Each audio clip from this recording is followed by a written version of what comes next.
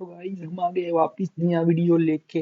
नया वीडियो में क्या सिखाएंगे कि कंफर्म करना, एस्टेब्लिश करना कि pre condition of an audit present है कि नहीं। इसके लिए ऑडिटर को चेक करने के लिए क्या करना पड़ेगा ब्रो?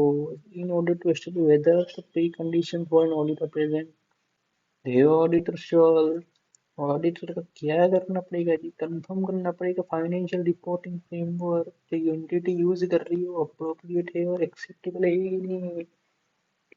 समझा क्या ब्रो? कंफर्म करने का कि फाइनेंशियल रिपोर्ट फ्रेमवर्क जो एंटिटी यूज कर रही है वो है कि नहीं है, अप्रोप्रिएट है कि नहीं, एक्सेप्टेबल है कि नहीं है।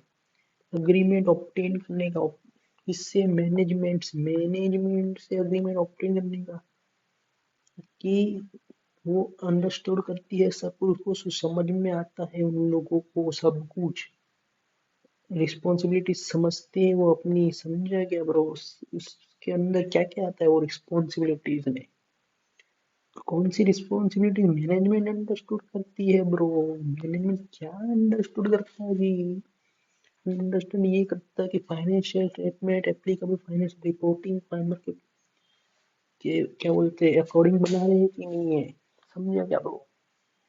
फाइनेंशियल स्टेटमेंट बना रहे हैं कि नहीं एप्लीकेबल फाइनेंशियल रिपोर्टिंग फ्रेमवर्क के हिसाब से, and ensuring they are fairly presented, और इंश्योर कर रहे हैं कि नहीं कि वो बराबर प्रेजेंट किए गए, ऐसे के ऐसे ही प्रेजेंट किए जैसे बनाए, या कोई झोल मलोड़ किया है कि नहीं। इससे सब उनको क्या करने का, एग्रीमेंट में लिखने का कि बराबर बनाए हैं ऐसा करके। फिर कुछ फ्रॉड हो तो हम ये एग्रीमेंट से बोल सकते हैं कि तुमने एग्रीमेंट में लिखा था कि बराबर बनाए हैं, तो पर बराबर तो निकले नहीं है। समझा क्या ब्रो? हाँ तो इससे ही फिर क्या करने का, एस्टेब्लिश करने का और मेंटेन करने का इंटरनल कंट्रोल। इंटरनल कंट्रोल जो होता है ना कंपनी का, वो एस्टेब्लिश करने का और मेंटेन करने का जी, जो फाइनेंशियल स्टेटमेंट बनाने में काम आता हो और जो फ्री हो मटेरियल स्टेटमेंट से। समझा क्या? या फ्रॉड से, या क्या बोलते हैं एरर से। समझा क्या? क्या एस्टेब्लिश करने का, इंटरनल कंट्रोल एस्टेब्लिश करने का मतलब बनाने का और मेंटेन करने का। समझा क्या ब्रो? और that are necessary to prepare finance, जो फाइनेंस स्टेटमेंट बनाने के लिए काम आता है, जो इंटरनल कंट्रोल, वो मटेरियल स्टेटमेंट से फ्री है कि नहीं है, वेदर कॉज बाय फ्रॉड और एरर, या फ्रॉड और एरर से फ्री है कि नहीं, ये ऐसा अग्रीमेंट में लिखने का। समझा क्या? क्या क्या प्रोवाइड करने का ऑडिटर को सारी इंफॉर्मेशन जो मैनेजमेंट को पता है, सारी की सारी, all every information bro, every information जो मैनेजमेंट को पता है और जो रिलेवेंट है फाइनेंशियल स्टेटमेंट बनाने में, including record documents and other relevant matters. सारी की सारी इंफॉर्मेशन जो क्या बोलते हैं मैनेजमेंट को पता है, management aware of, and that is relevant to preparation of financial statement. जो सारी की सारी इंफॉर्मेशन है जो है ना, वो मैनेजमेंट को पता है और अवेयर है, जो रिलेवेंट है फाइनेंशियल स्टेटमेंट बनाने के, इंक्लूडिंग रिकॉर्ड्स, इंक्लूडिंग क्या, record document other relevant matters, including record document other relevant matters. समझा क्या ब्रो? अभी क्या देर क्या करने का, फिर क्या है ये सीरी कहाँ है आ रही है ब्रो? फिर ये आता है unrestricted access to individual within the organization from whom the auditor may need to obtain evidence for the audit। नहीं, इससे पहले ये आता है any additional information the audit में रिक्वेस्ट। हाँ, अभी एडिटर जो भी मांगे ना चुपचाप ऑडिटर को दे देने का, ऑडिटर को। समझे या ब्रो? क्यों दे देने का? ऑडिट करने के लिए, ऑडिट करने के लिए सब, वो भी मांगे ना जो भी, वो दे देने का ऑडिटर को जो भी। क्यों देंगे ऑडिटर को? क्योंकि ऑडिट में काम आएगा इसलिए। समझा या ब्रो?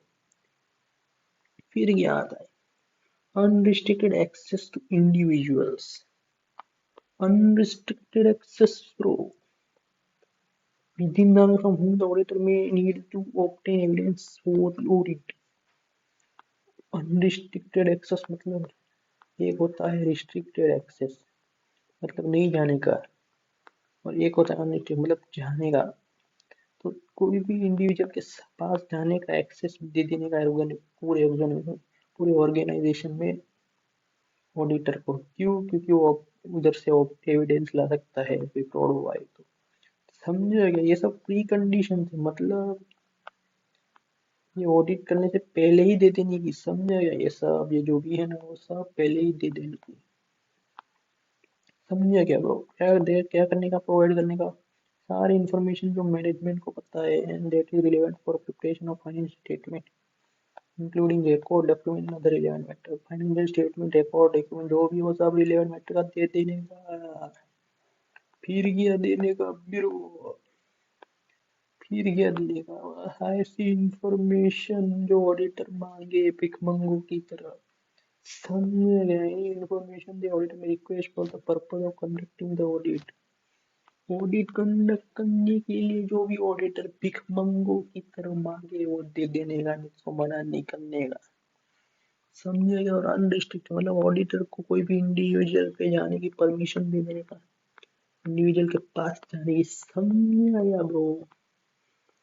कोई भी इंडिविजुअल के पास जाने की इंफॉर्मेशन दे देने का within the organisation of whom the auditor may need to obtain evidence for the audit. समझ गया? रिस्ट्रिक्टेड एक्सेस इंडिविजुअल को दे देने का, नहीं तो माथा खाएगा ऑडिट बाद में। क्यों दे देने का? क्योंकि उसको एविडेंस निकालना है ऑडिट में से, इसलिए कुछ सबको निकालने की आदत है ऑडिटर को, इसलिए। समझा क्या ब्रो? तो यही है pre conditions for an audit. समझा क्या ब्रो? आज के लिए इतना ही।